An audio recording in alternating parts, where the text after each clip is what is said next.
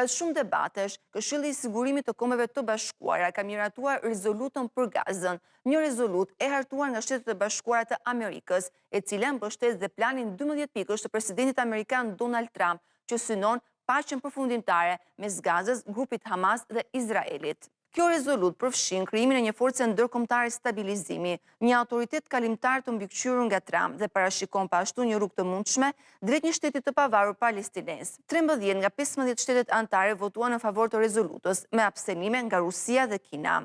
Vota mbështet planin e armëpushimit për 20 pikësh të presidentit amerikan Donald Trump, të cilin ai e paraqiti një muaj më parë. Plani propozon krijimin e një autoriteti kalimtar të quajtur Bordi i Paqes, një bord i udhëhequr nga vetë Trump, i ngarkuar për të mbikëqyrur qeverisjen dhe rindërtimin në Gaza. Presidenti amerikan tha se anëtarët e bordit do të memorojnë javën e ardhshme.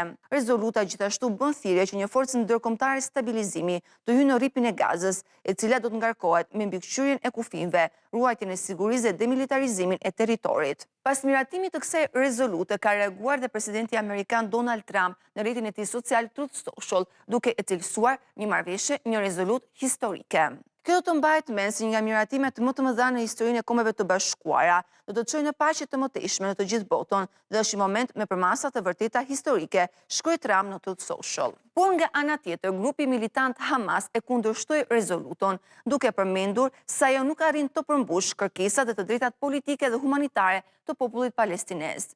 Nga ana tjetër, ambasadori i Shteteve të Bashkuara të Amerikës i pranishëm në miratimin e rezolutës, Mike Waltz, po ashtu e cilësoi këtë rezolutë historike. Edhe përpara votimit të kësaj rezolute, kryeministri izraelit Benjamin Netanyahu reagoi dhe përsëriti edhe një herë qëndrimin e Tel Avivit dhe kundërshtimin e tij ndaj një zgjidhje me dy shtete.